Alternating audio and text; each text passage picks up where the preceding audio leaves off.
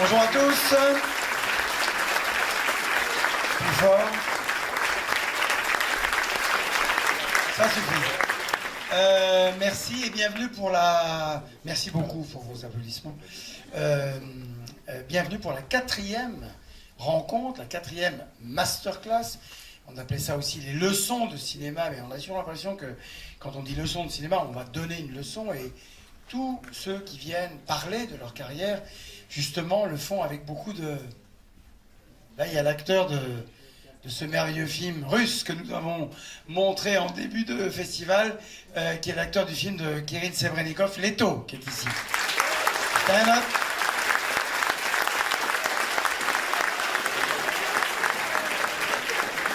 C'est ça la magie de Cannes, on a l'impression maintenant qu'il fait partie de la famille. Je disais que aucun des artistes, des grandes personnalités que nous recevons, n'a le sentiment de donner une leçon. Même, on est toujours frappé par une sorte de modestie, surtout lorsqu'il s'agit, comme là avec Gary Oldman, qui est là. Avec Gary Oldman, de raconter un peu sa carrière, ses différentes expériences, sa traversée d'une histoire du cinéma qui n'est pas terminée, mais son empreinte est telle qu'il fait déjà partie de l'histoire du cinéma anglais, de l'histoire du cinéma français un petit peu, de l'histoire du cinéma américain. C'est un homme magnifique, un acteur très extraordinaire, et qu'on reçoit alors qu'il est encore tout, et nous aussi, heureux de l'Oscar qu'il a reçu pour le film sur Winston Churchill, juste récemment à Hollywood, début mars. C'est une sorte de géant de l'histoire du cinéma et de l'acting anglais. On dit toujours, il y a quelque chose, c'est les acteurs anglais. Ils vont en parler. Et parmi les grands acteurs anglais, de Tim Roth à Daniel Day-Lewis, il y a aussi, et au-dessus, ou en tout cas à côté, tous ensemble, le nom de Gary Oldman. Pour mener cette conversation, il a choisi de faire appel à quelqu'un qui est un ami à lui, qui est son producteur. Ils travaillent ensemble depuis très très longtemps. Ils vont mener cette conversation en anglais. Vous avez tous vos casques et tout ça. Ouais. Ils vont mener cette conversation en anglais et c'est Masume Laiji qui sera là-haut pour officier à la traduction. Merci d'accueillir Douglas Urbanski. Et là, vous pouvez applaudir.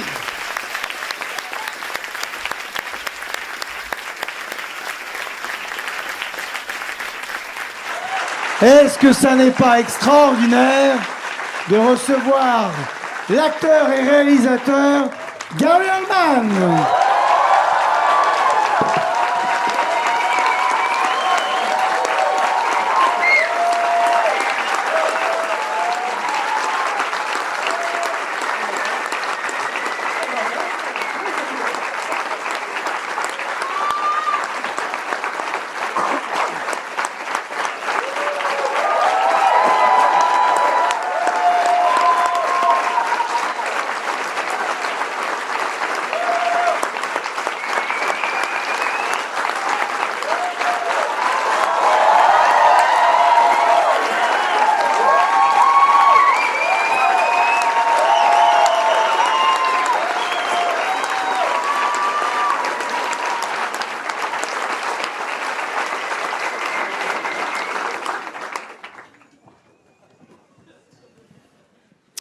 Merci à vous tous. Vous avez vos casques, arrêtez avec les trucs là.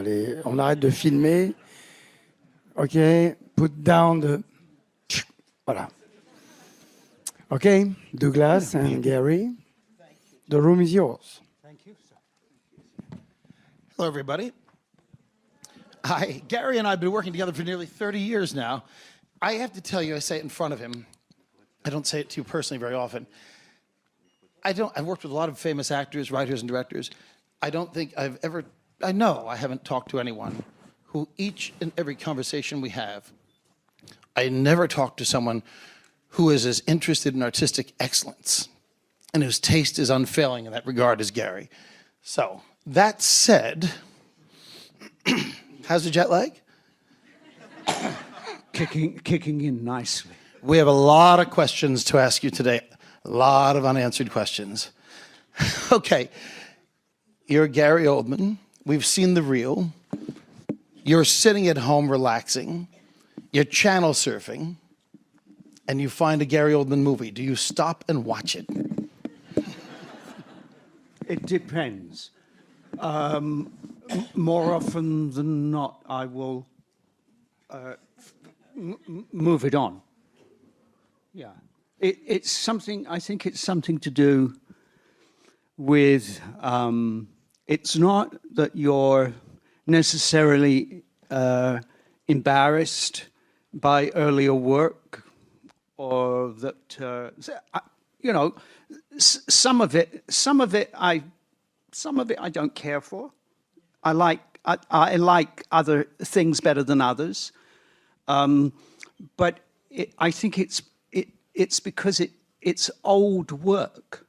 I think that's really what it is. It's, you know, if you were a painter and you were in a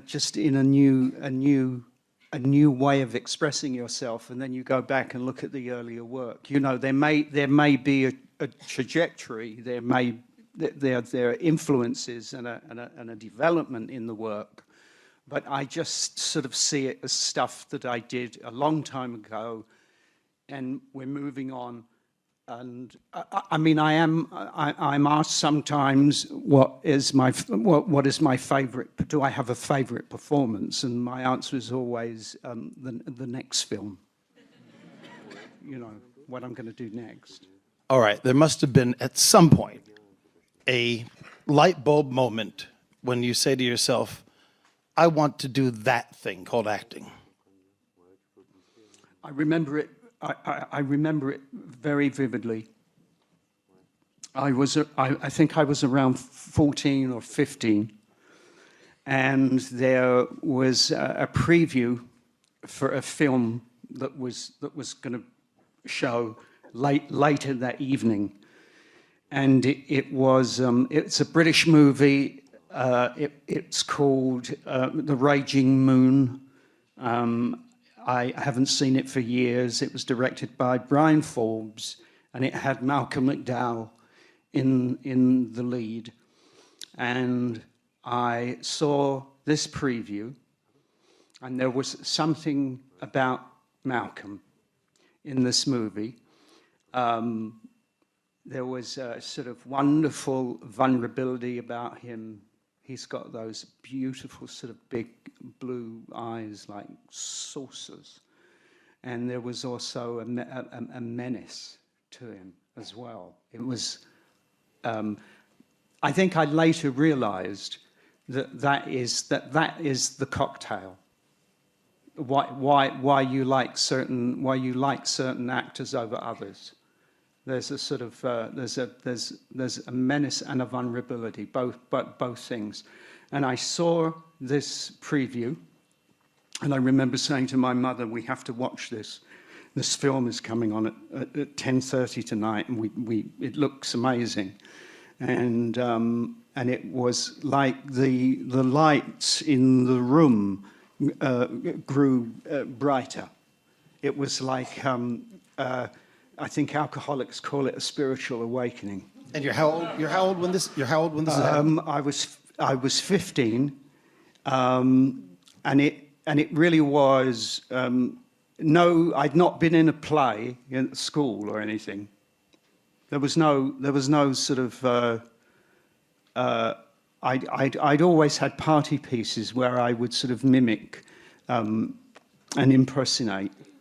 But there was no school play, and at that time, now it's all you get to go out to the theatre. It's interactive, but then it was just opening a Shakespeare book in a classroom and reading out loud, not really having any idea of what you were reading. So it never really grabbed me. Until I saw the preview and said, I want to do that for a living. So you're 15. You're not living in a great big affluent lifestyle. No. And you don't go to the theater, probably. and there's no actors in your family, there's no movie people, no theater people in your family. What do you do at 15 to get from there to the next step? I think I asked around. Someone said, what you really need to do is to go to drama school. And for drama school, you would need 2 pieces. If you were to audition, you would need a modern and a classic piece. I went to the Yellow Pages, found the Greenwich Young People's Theatre, and took myself off down there. And the artistic director happened to be in that day. I read a couple of things. I cold read a few things, and he said to me, "Oh, you might have something," and he sort of took me under his wing and coached me for drama school. But I was always someone who was very self-motivated. When I left school, I was wondering what I wanted to do. I got the back of an album cover and found an address at the back of I think it was an Elton John record. And I wrote off and became a T-boy. I became like an office runner. So, and I've done many, many, many other things. I've done all sorts of work before. That's between 15 and drama school. Yeah, but even when I was like 8 years old, I had a paper route and all of that kind of thing. I was always trying to. I wanted to save up for those albums that were coming out, and a new. Now I'm really going back to, I had a record player. I'm sure some of you know what a stylus. You know what a stylus is? The needle that you would. Yeah. So I'd have to save up money, and then I would see, David Bowie's, Honky Dory in the window, and I think I've got 2 more weeks. I can save enough money. I've got 2 more weeks. I can buy that album. So I was always sort of, as a kid, industrious, and sometimes not always under the law too. You're thinking about this, and were you even at that time vaguely aware of the difference between theater acting and film acting? No, no. I loved movies. Would go to the movies. So you set your sights on a drama school, or 2 or 3, yes? I set my sights on the Royal Academy, and I auditioned for them, and they said, think about something else to do for a living. And they said, do you have anything to fall back on? And you go, fall back? I'm 15. I mean, well, I used to be an astronaut. I suppose I could always go back to that, or surfing. No. So were you completely dejected? I was devastated because all my heroes had gone. All the people that I looked up to, Alec Guinness, Peter Sellers,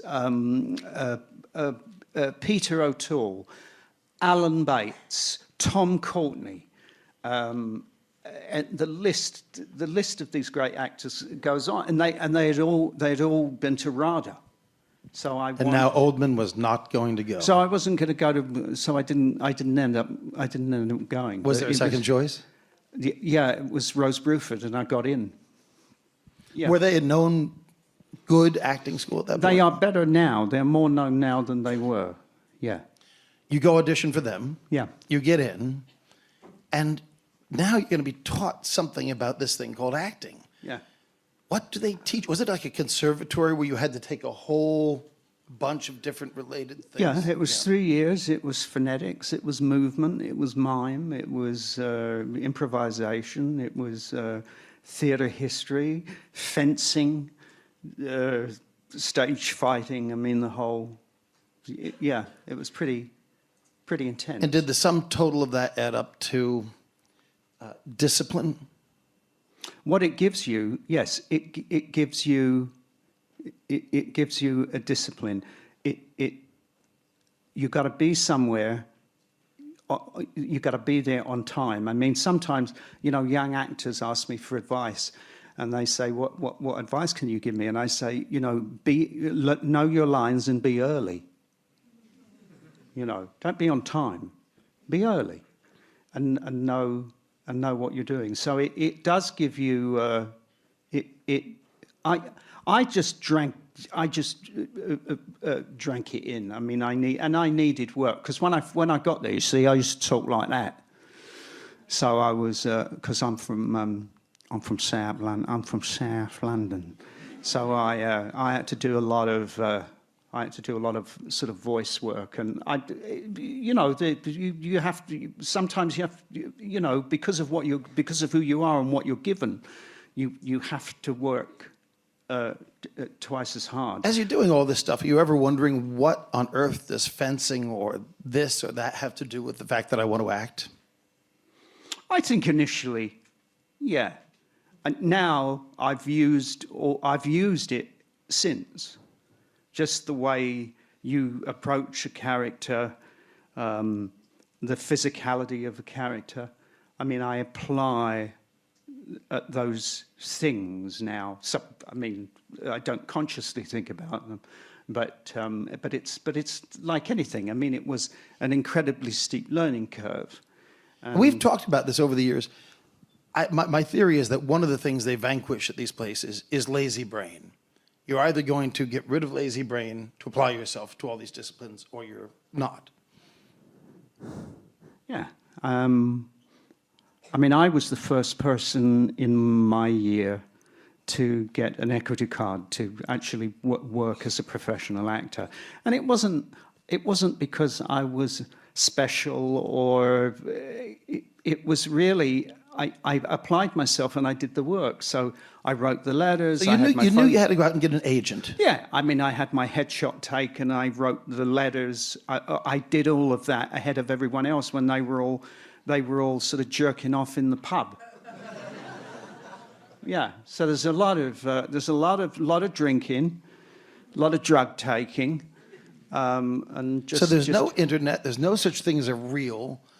You're sending this stuff blindly in the mail to these strangers, these agents. And there's no classes in film. And there's no film acting. No. Radio. Theatre and radio. You send this stuff out blindly. Yeah. What happens? Do you hear back from anybody? Yeah, Does someone call you in? Yeah, I got my first audition was for the Old Vic. Yeah, a few places. And then I secured a 6-month season with a theatre company in York. That was the first job I had, yeah, and that in itself is, it's a great, it's invaluable, because you would do 2.5 weekly rep, so that means what? Well, you would start the season. You would rehearse for 2.5 weeks on a play. That other half, you would tech and open. And on the Monday morning, you would start rehearsal on the next play. And so while you were performing at night, you would be rehearsing during the day. So you would do whatever, 5, 6, 7, 8 plays over a season. It's a discipline. Yeah. It's a discipline. You're acting along on the stage, you're up in York, and does London eventually call?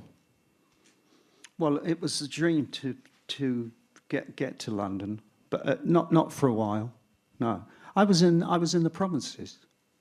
Did a stretch at the Glasgow Citizens Theatre. And I'm guessing you're playing a wide variety of types of plays, from Restoration to Orton to... Yeah, I mean, that first season was Thark, Ben Travis' play.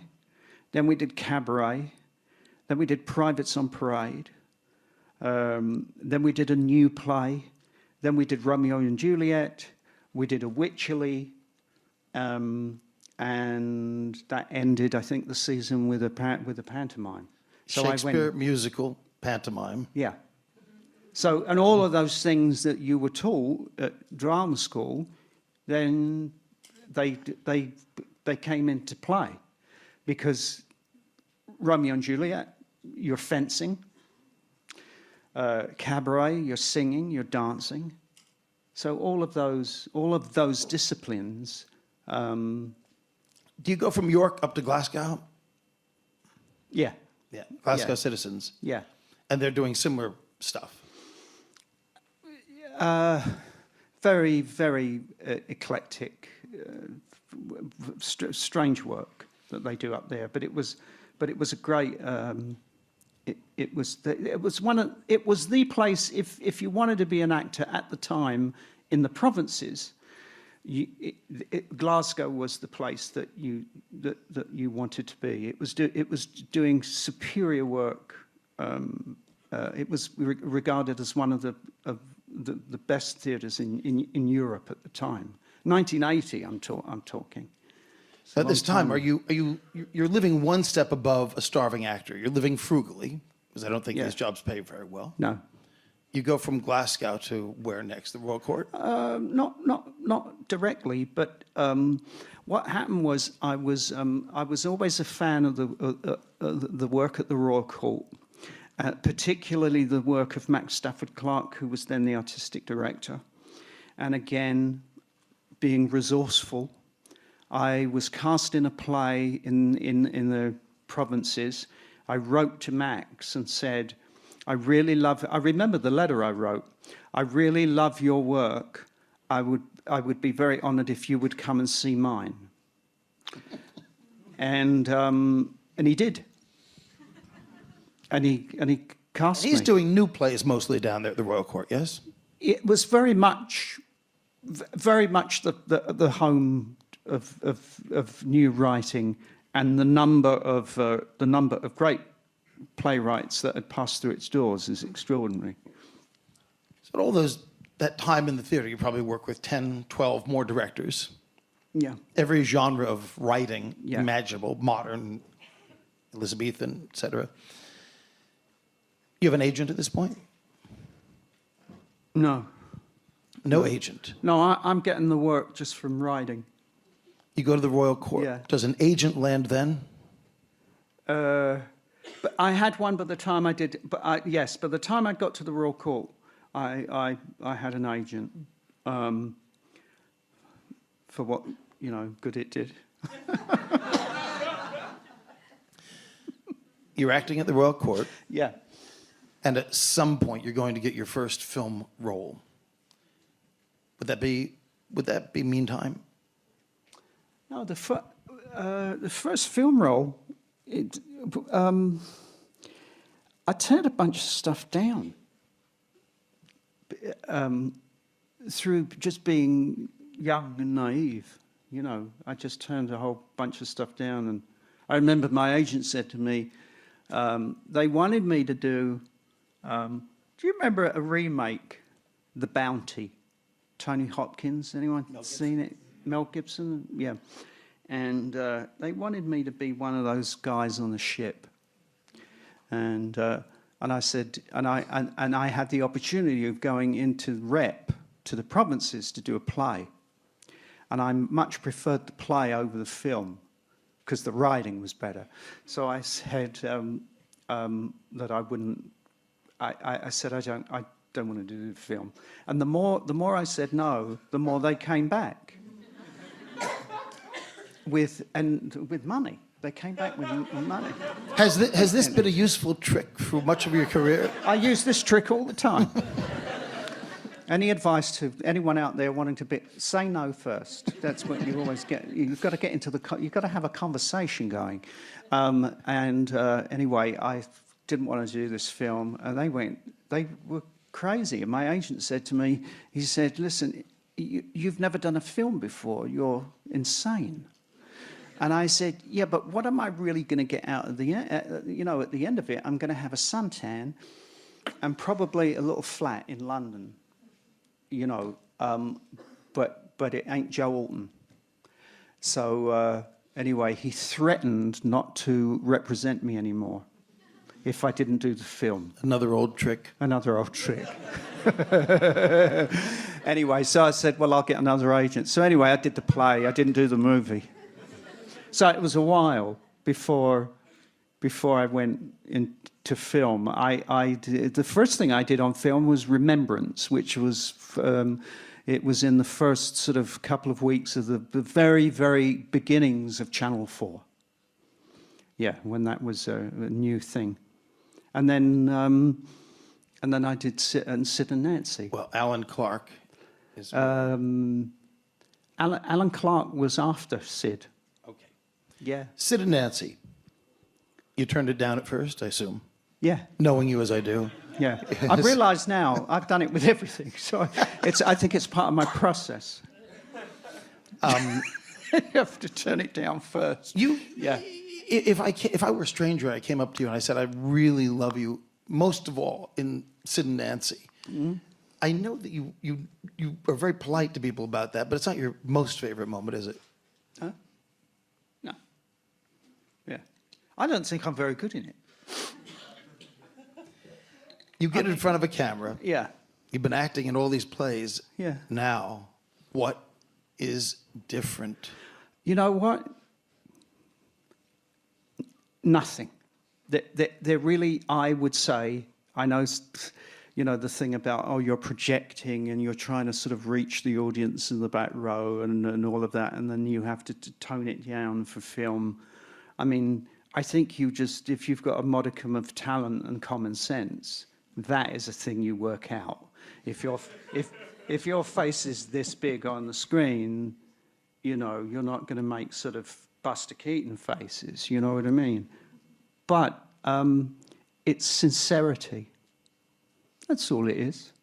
If you come from a sincere place, it doesn't matter whether it's in the theatre or on film. Do you think it's easier to transition from being a theater actor to a screen actor than it is from being a purely screen actor who does their first play? Yeah, I would think so.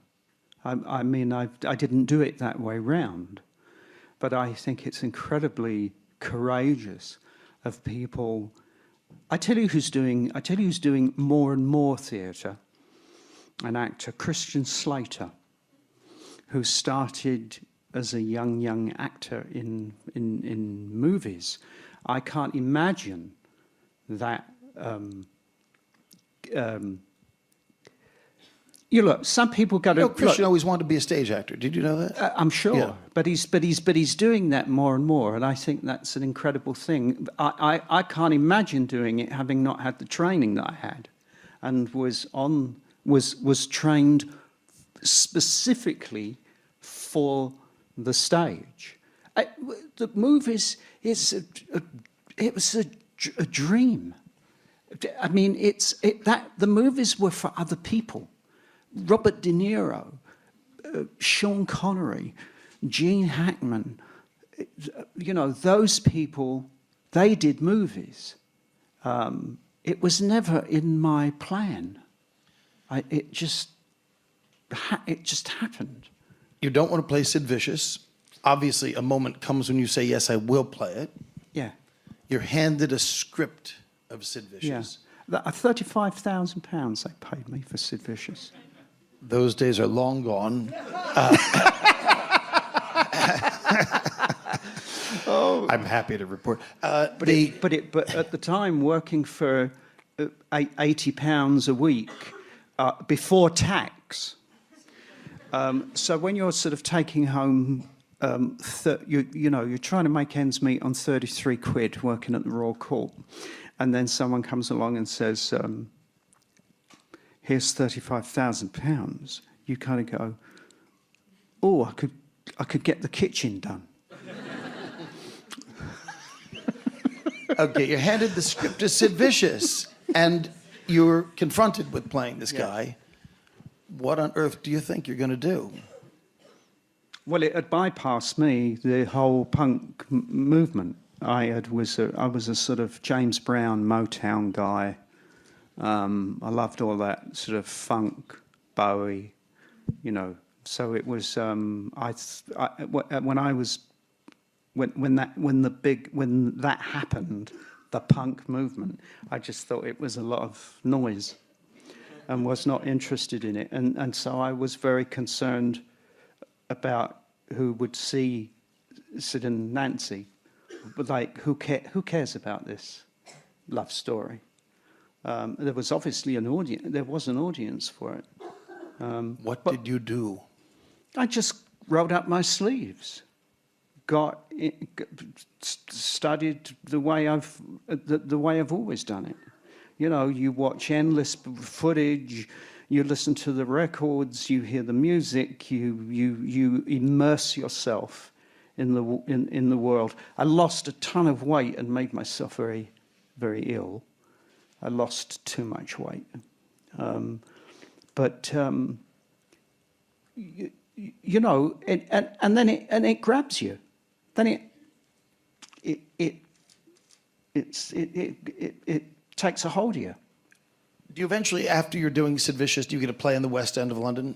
Well, what I tried to do in the old days, we were talking a long time ago now, but what I would like to do is I do a film and a play, a film and a play, a film and a play, and that's sort of how I used to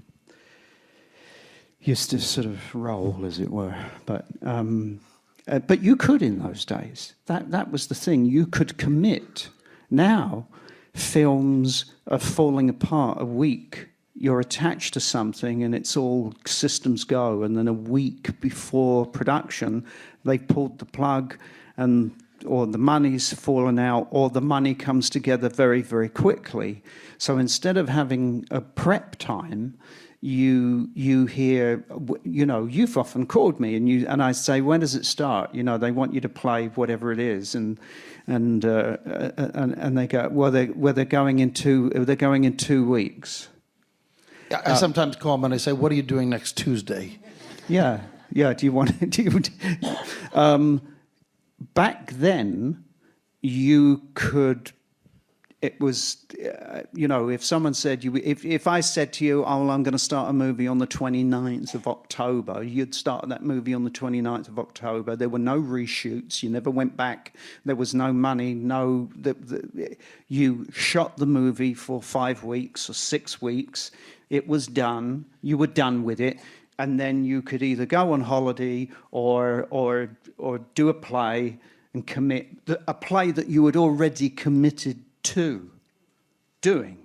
And this is without all the agent and the shenanigans that, you know, the likes of what we sort of dance around. This was a simpler time when you could just say, well, I'm going to do a play next year, but if we can get a film that comes in, that none of this sort of like, oh, they've pushed it.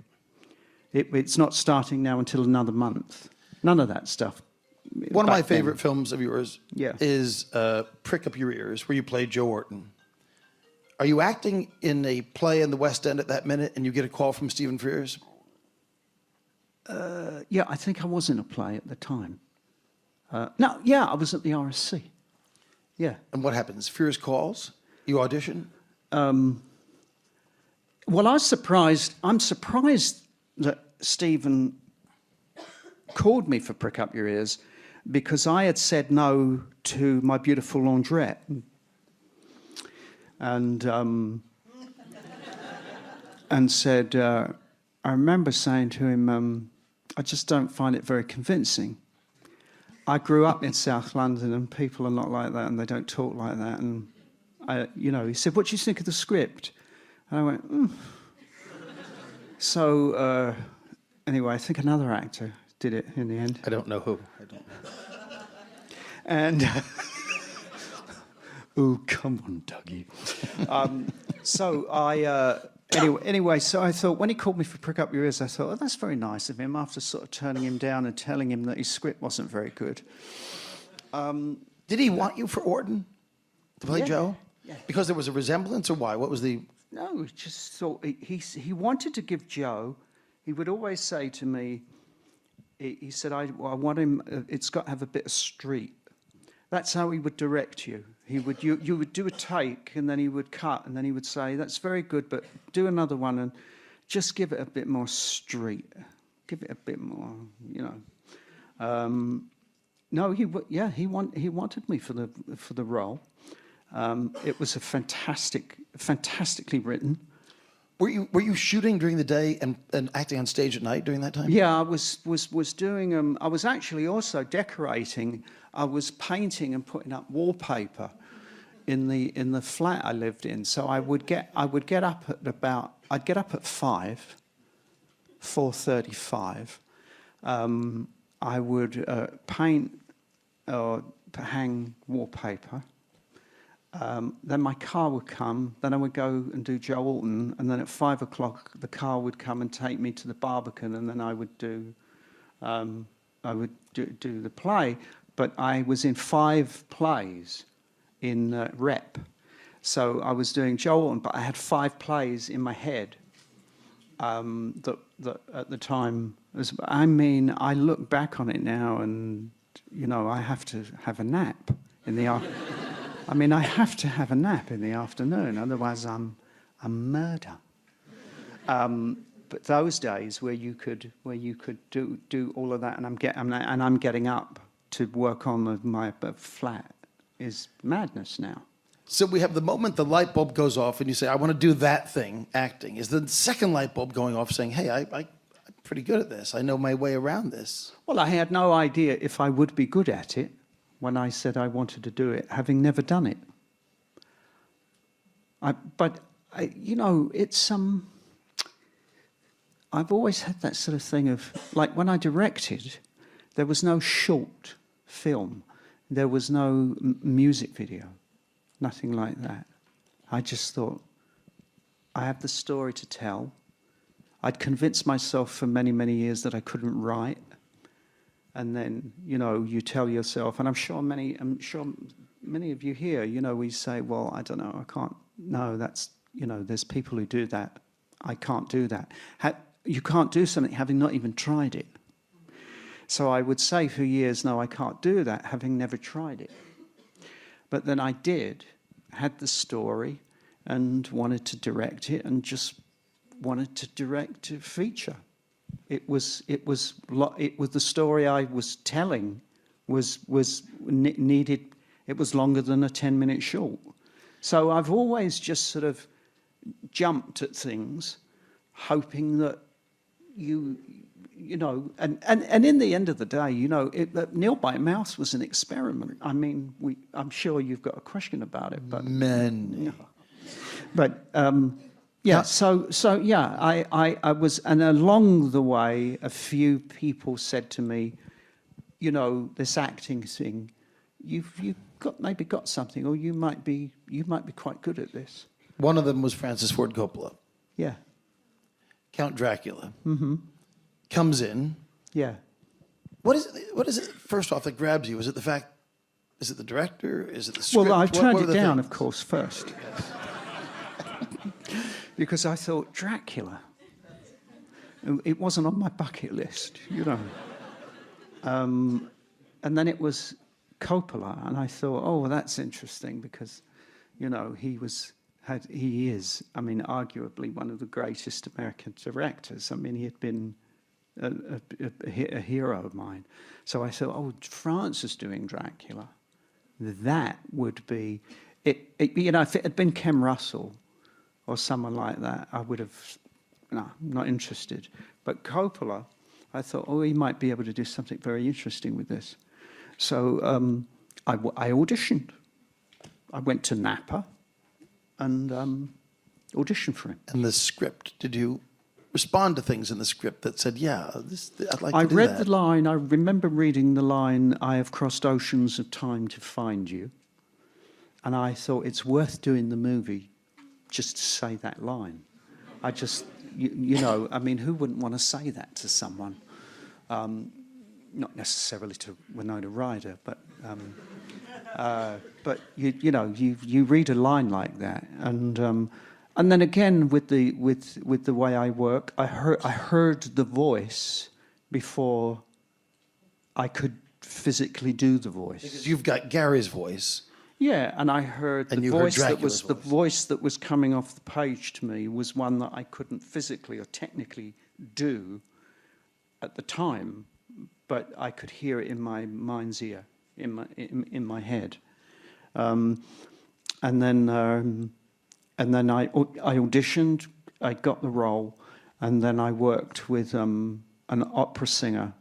Was that for stamina to do it every day, No, or was that for just placement? no. I literally wanted to lower my voice an octave, and it's doable. It's an organ. It's a thing that you can you work on it. It's a muscle, like exercise.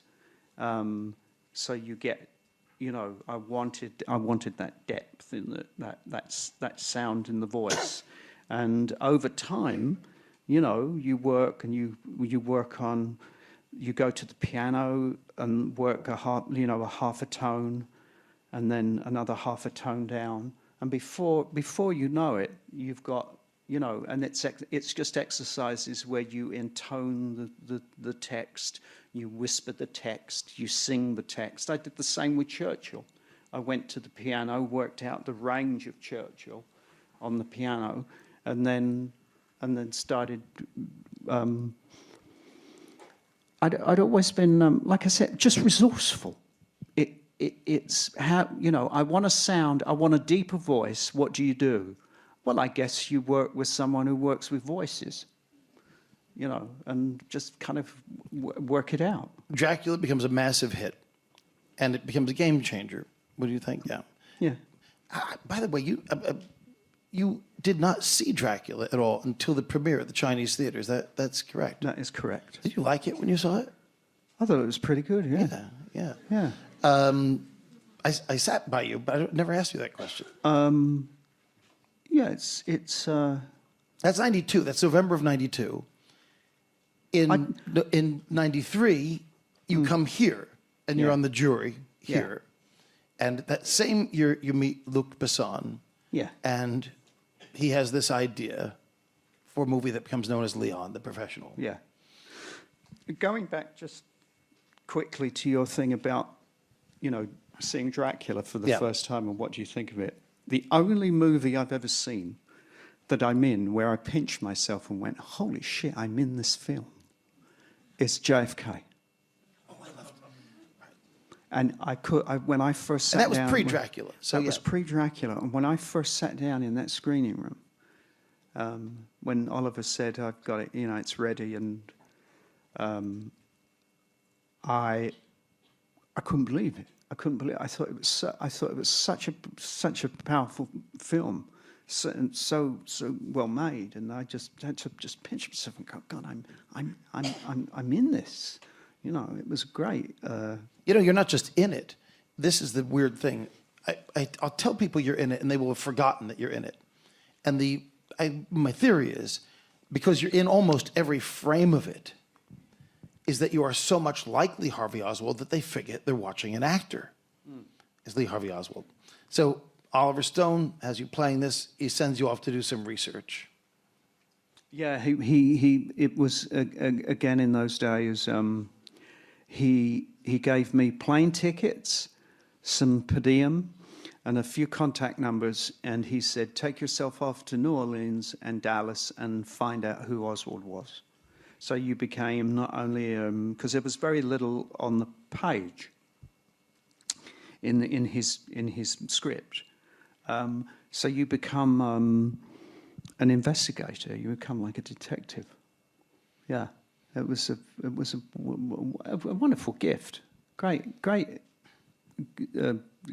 experience to just and that he trusted you to go and do the research. Gary Oldman becomes sort of a history expert. I had the privilege of going to Dallas with him, and he walked me through, like an expert, all the Oswald stuff in the square. If you want to know anything about Churchill, he knows more than most of the scholars we've talked to at this point. So you're accumulating all this knowledge. Here's the incredible thing. Yes, it's a job. It's an acting gig, if you want to just... But I've actually been up at that window with that rifle, in the window where Oswald supposedly shot John F. Kennedy. And my feeling about it, I recently saw a documentary, and my feeling about it has really changed over the years. I was really on the page with Oliver. But you had to be, really. I mean, you couldn't be in Oliver's movie and then say, you know, I think he did it. You know, it's not really, you know. But what an experience to be asked to shoot in all of those places. 93 and 94. 93, you come here, you're on the jury. We meet Luc Besson that year. And, and here's the other thing about Oliver. Here's the other thing. We shot at the Book Depository. We shot in the house of the landlady where Oswald boarded. We shot in the police station. Not only did we shoot in the Dallas police station in that waiting area, the car park, you know, where they bring Oswald out, where Ruby shoots him, but the wall had been changed over the years, and they got a drill, and they kangared all the bricks out and took it right back to the original facing of the building, the original configuration. We had Dallas, we had Dealey Plaza at our disposal for like 3 weeks. And we would be doing a scene, and the sun would come out and the shadows were correct for the shoot, and he would say, okay, everybody, get the cars ready. All the cars were parked in Dealey Plaza, get all the people in costume, 500 people, you know, we're changing the day. We're now moving from here, and we're going and picking up what we need to pick up at Dealey Plaza. I mean, now that would be Toronto now, or Bulgaria.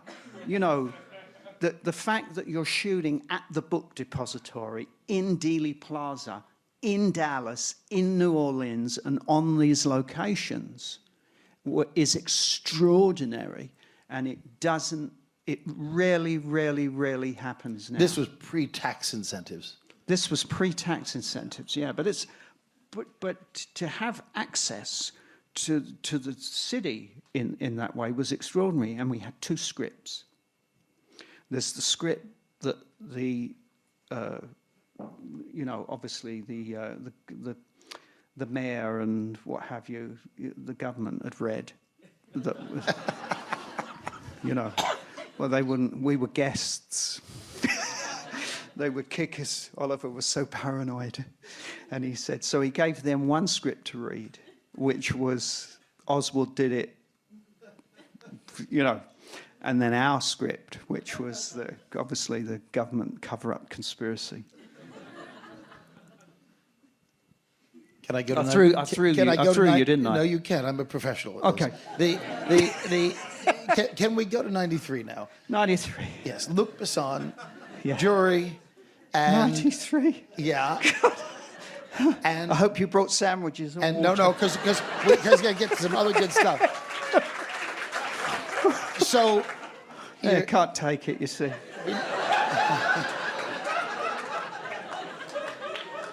The young don't have the stamina. Go on. And you play Beethoven. I play Beethoven, yes. The Beethoven movie, Immortal Beloved.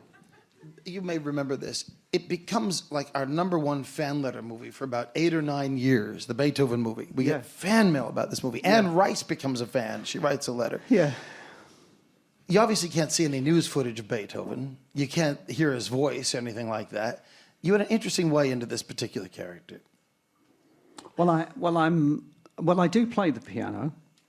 I'm not great, but I played the piano well enough. And so it was Bernard Rose's idea, where he wanted to shoot the hands and coming up to the face and coming down from the face to the hands, and he didn't want to cut to a double. So there were like 5 or 6 pieces that he wanted me to learn, and I just chained my leg to a Steinway for about 6 or 7 weeks, and I found that was really the answer and the key to it. That was the way into the character through the music. You play these real-life characters like Churchill, Orton, Sid Vicious, Lee Harvey Oswald.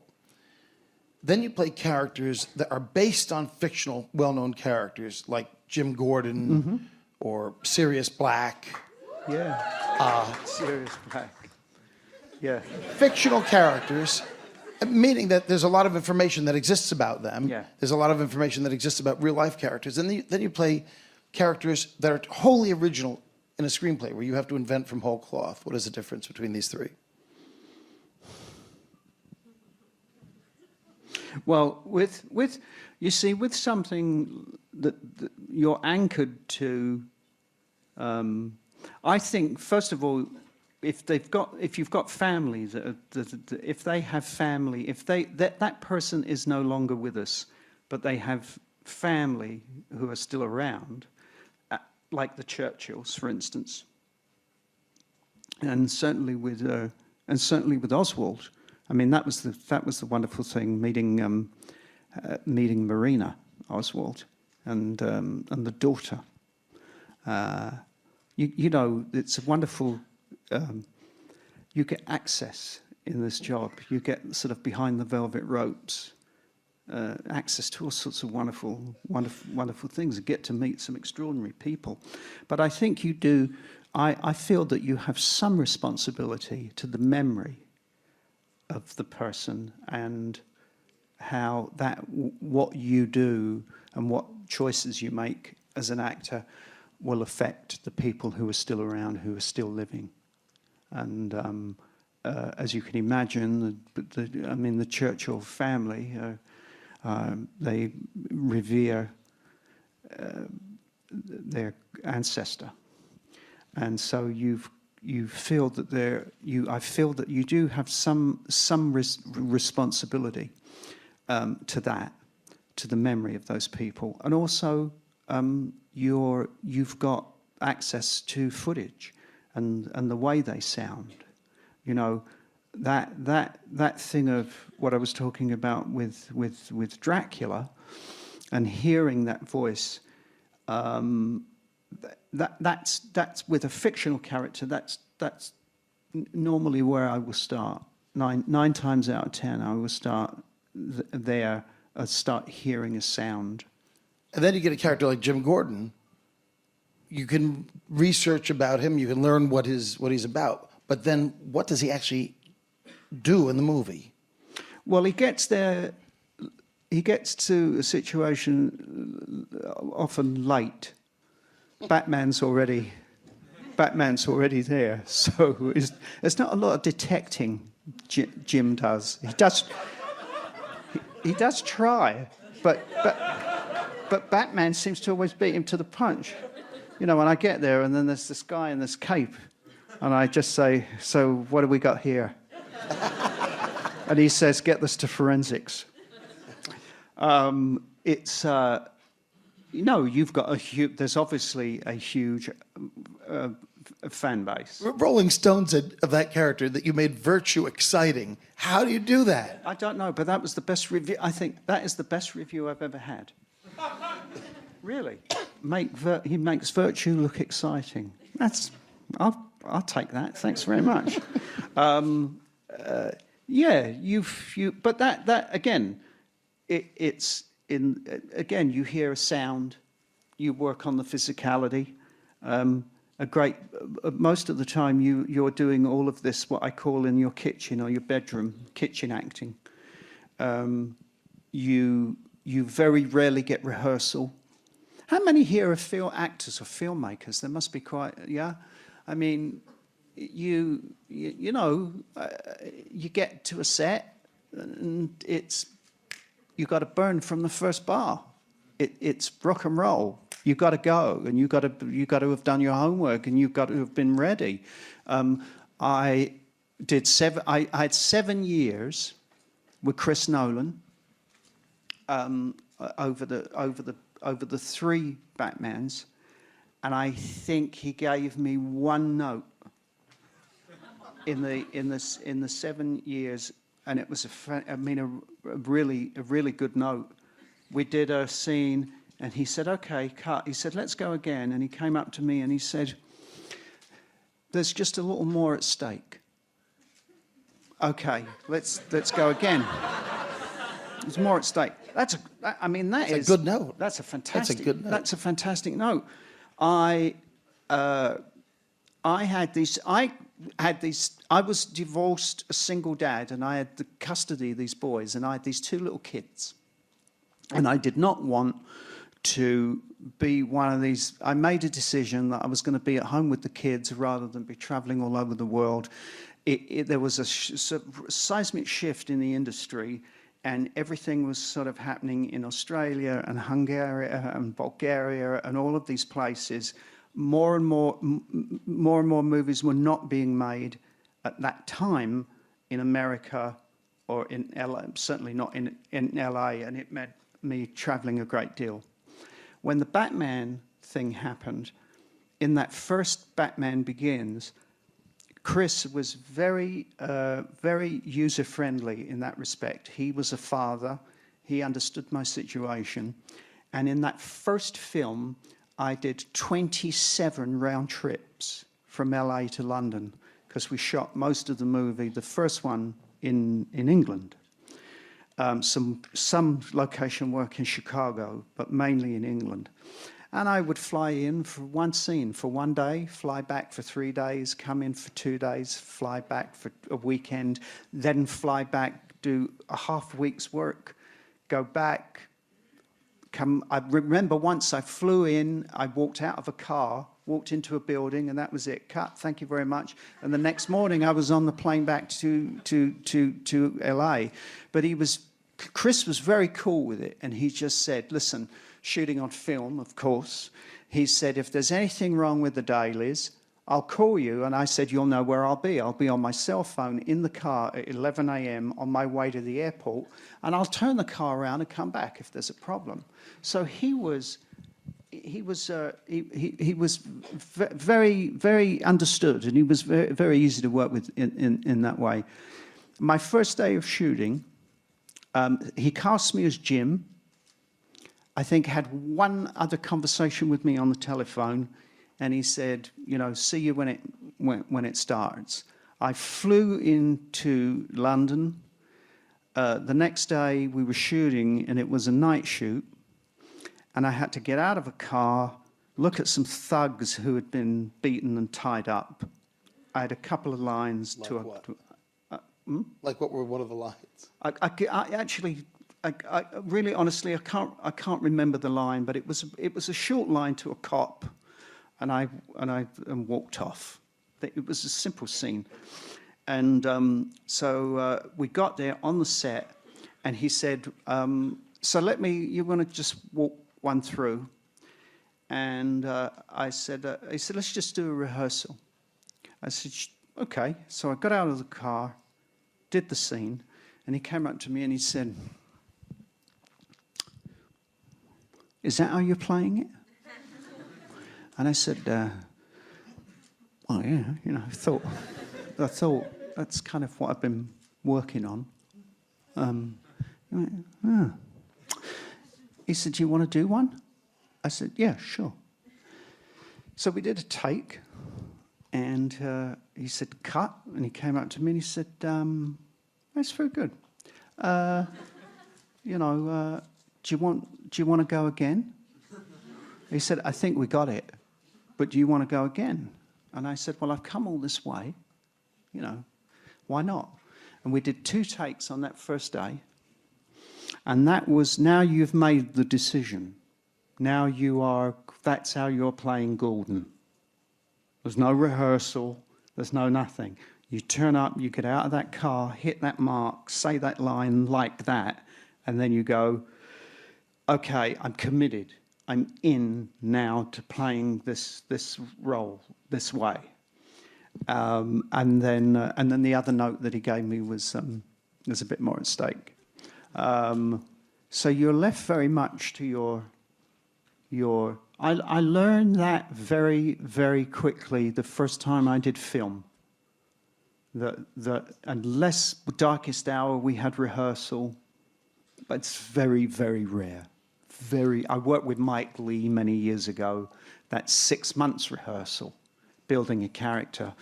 But really, across the board, you go, you hit the mark and go. Yeah. How do you handle a situation where you feel the director has the wrong take on a scene or character? That's a tough one. Yeah, I mean, you know, you're not there to be combative. I think you're there like you're like a waiter. You're at service.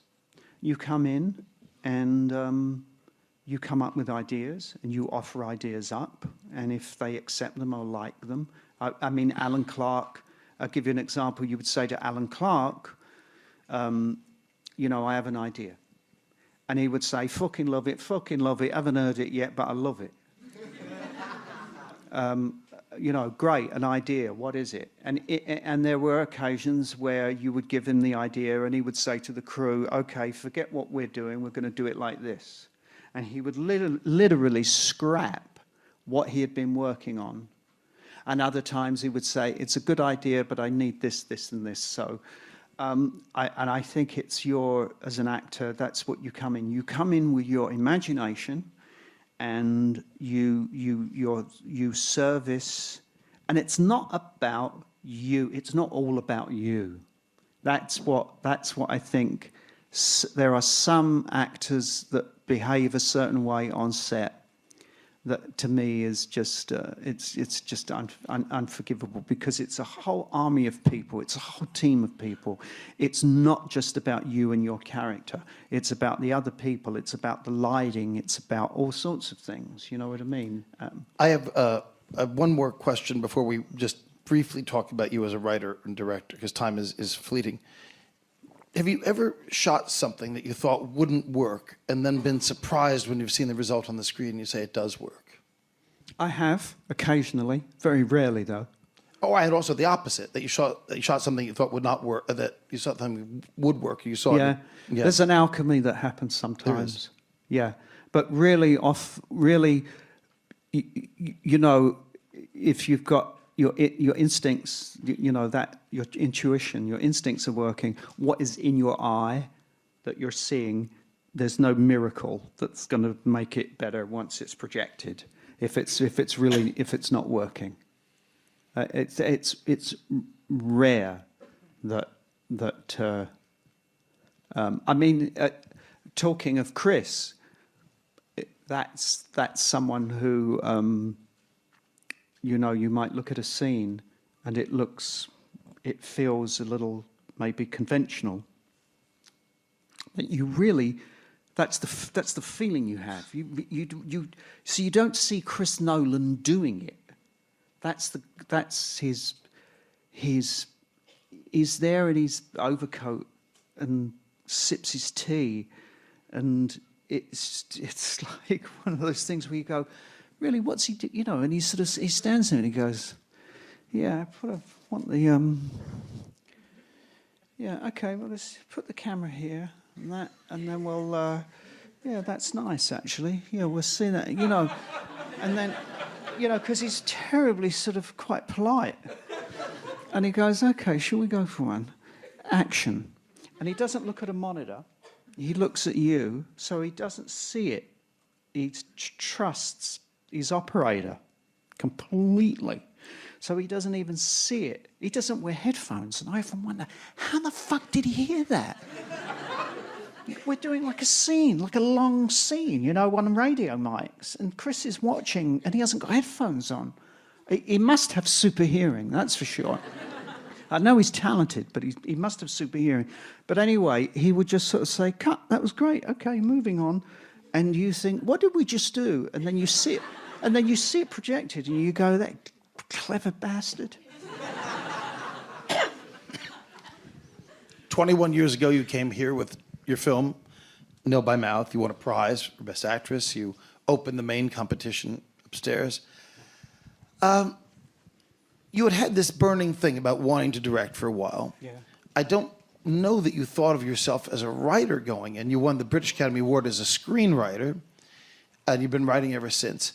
In my knowledge of you, and I don't know how many people here even know this, Gary's hobby for relaxation is wet plate photography, which is an intricate thing. He's probably one of about 8 people on the whole planet, maybe 6, who knows how to do this.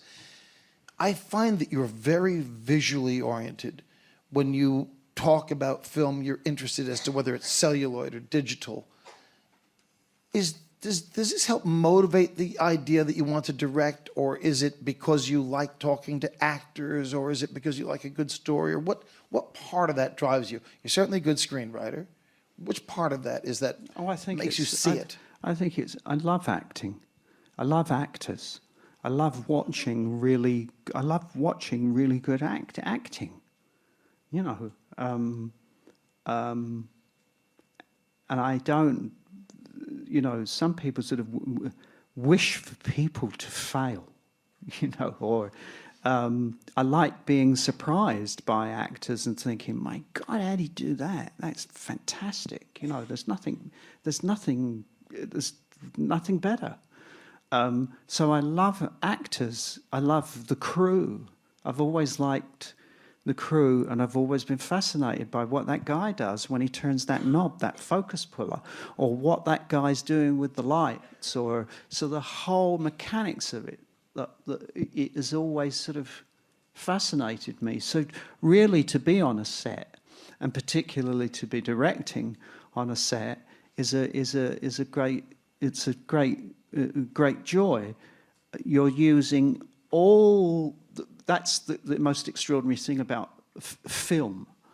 It uses celluloid. Yeah, it uses all the arts. You've got music, you've got designers, you've got costume makers, you've got makeup people. You know, it really embraces all those skills, I'm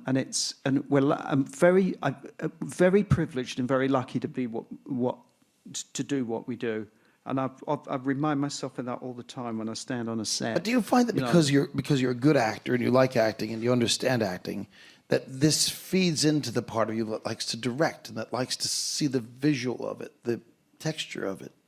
Well, I think the learning, at some point, it's like I just turned 60, and I've been doing this acting larky for 40-something years, and you do the curve eases off. You know, it's when you're a young actor, or all of that is a very steep, but it does level out at some point. And there are occasionally challenges at my age, like Churchill, where okay, this is the real deal. I've got to, it's going to take every ounce of my every molecule of my being to work on this and to pull this off. But the curve eases off, and so you look for other stimulus. You don't get. You've got to work. You've got to send the kids to college. You've got to be practical. You've got to live in the real world. So you've got bills to pay. You've got to keep the lights on. You've got to put food on the table. You've got to send the kids to college. You've got all those sort of responsibilities, and certainly you can't always just sit around and wait for that really great role to come along. Because as we've discovered, you do a Beethoven, and how many years go by? Oh, goodness. You go from Beethoven to Air Force One. Yeah. But then then there's like Tinker Tailor Soldier Spy. Then there's 5 or 6 years. Did you initially turn down George Smiley? I did, didn't I? And it's my process. I told you. No, but then you got another 5, 6 years before a Churchill so you've got you know you've got to work. You've got to, and it's not always going to be. It's not always going to be that. You're not always going to be hitting home runs. You know. Gary, this year, your movie where you play Churchill came out. You won every single acting prize that there is to be won.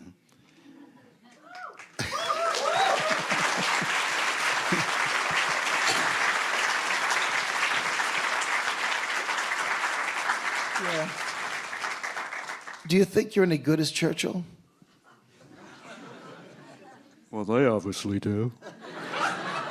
No, I think it's. Yeah, I think it's. You were surprised when you saw it the first time, weren't you? It was good work. Yeah. Yeah. There's a few. There's a few that you look at, and there's even moments. Maybe it's not even the whole thing. Sometimes, I mean, there's good things in JFK. There's a film I did with Sean Penn a long time ago called State of Grace, which there's some good work in there. You know, there's bits and bobs. And George Smiley. And yeah, not every scene, but there's a few I hit that are good. I'm a very hard. What are you laughing Not at? every scene. I'm terrible. I'm a really terrible. I'm a harsh critic. Yeah. I know that we're running short on time, so I just want to check that we have a few minutes. Do we have 10 minutes or so to take some questions from people? We do, yes? Okay. So, you with the two hands up right here, with the hat. Go ahead. Hello, Gary. My name is Guy Agostini. Thank you so much for being here for your time. I'm a great fan of your work.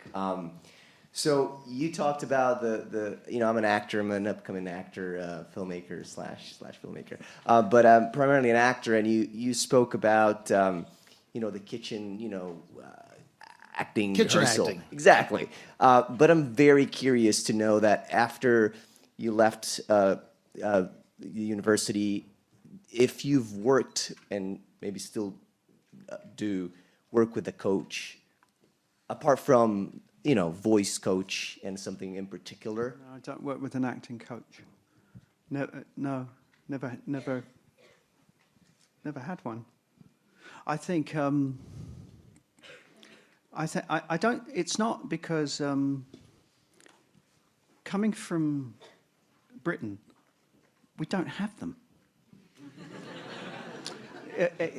Really, and I mean, maybe they exist there. I don't know. But Also, Gary, may I throw something in there? I've never known a watched your British process. actor who works with a coach. I've watched your process very closely. Yeah. And Gary's process resembles more of a sort of true Stanislavski process where you do script and terp, where you read out and you don't read in. Let me ask you a question. Are you from?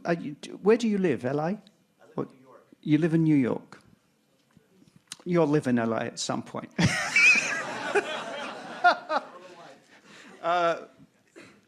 Okay.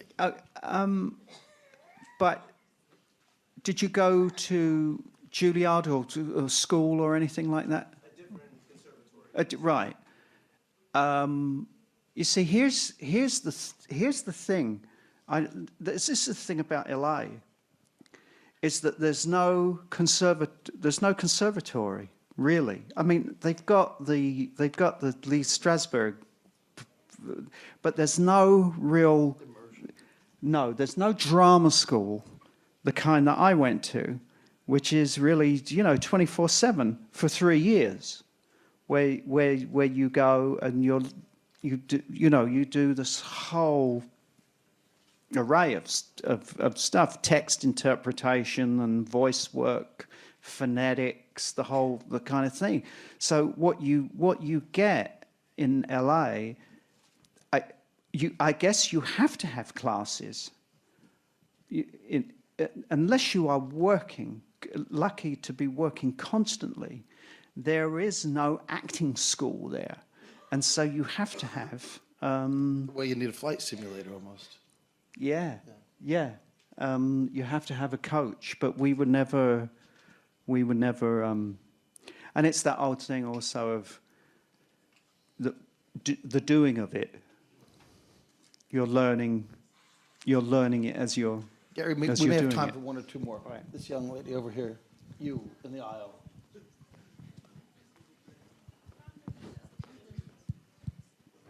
Hi. Hello. Thank you for asking your friend Douglas to lead the interview. Yeah. It was very intimate, and thanks for sharing. So, I have to quote a Russian activist that he said about empathy. It's Peter Protokhin is his name. He said, if we all would be able to put ourselves in the shoes of the other, there would be no need for laws or rules. So according to that quote, and what I've heard mentioning you saying about George Smiley, that you had these panic attacks and anxiety. And this character in that particular story,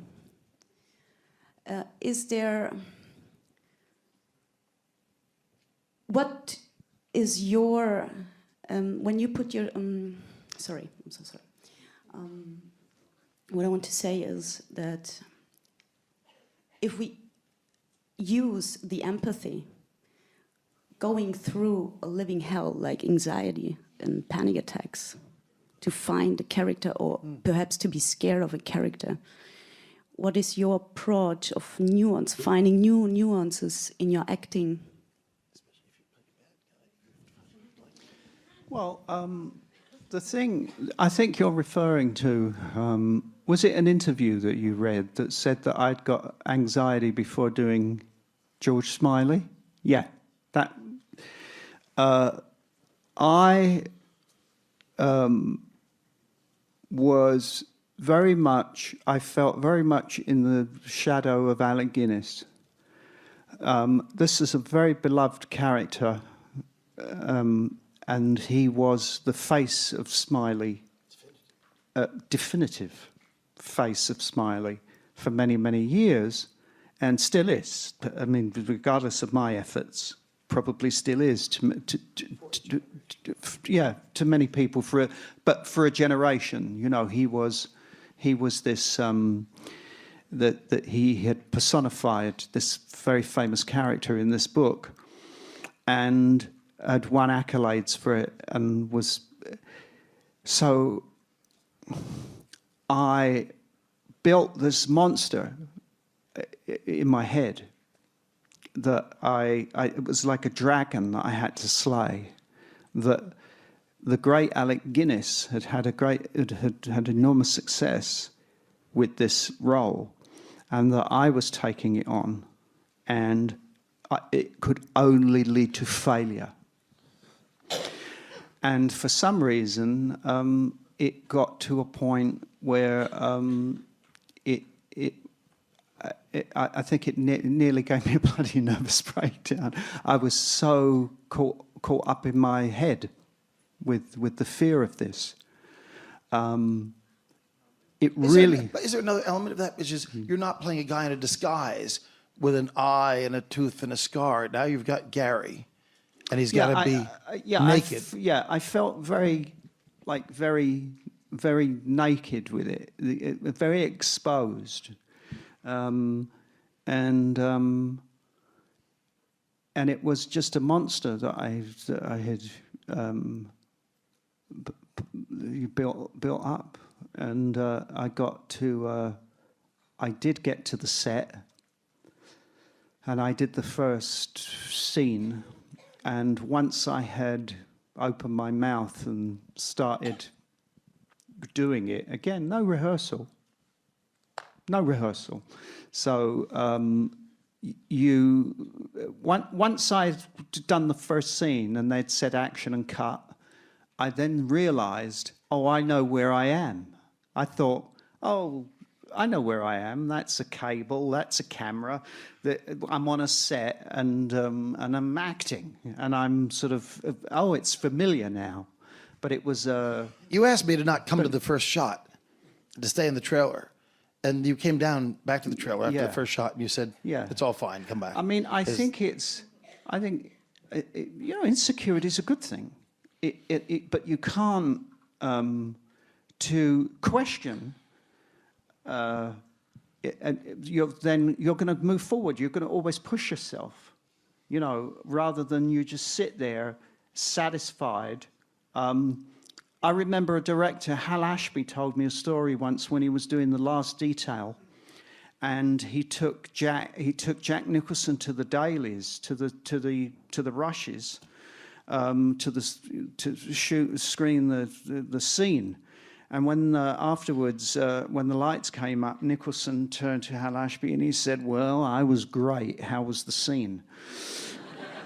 and I think it'd be a sad day to really be able to sit there and watch yourself and go, wow, I'm fantastic in this.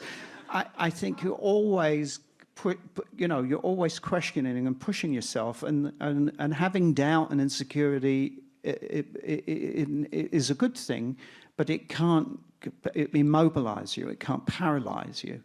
And I had let it almost get to the point before Tinker Tailor, where it was going to crush me. And then of course I hear from other actors that have been through the same thing. We have time for one more quick question. Oh, I need to go to the back. This guy with the two hands pointing at his head. How can you resist this?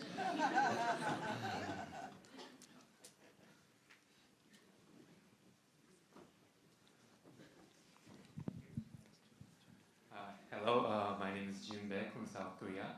And as a fan, there's one thing I wanted to ask, which was not discussed in this rendezvous, which is, since we're in French, you worked with a very famous French director, Luc Besson, and you worked in The Fifth Element and in Leon. And as a fan, I just wanted to ask you, how was it? How was it? No, Luke is he's funny, and it was he comes to the set.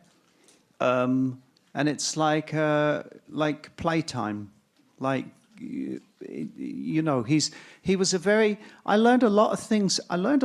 From Luke because I'd watch him work, and he's very inventive. I remember he wanted to do a shot like a lunar crane kind of thing floating down one of the avenues in New York for Leon,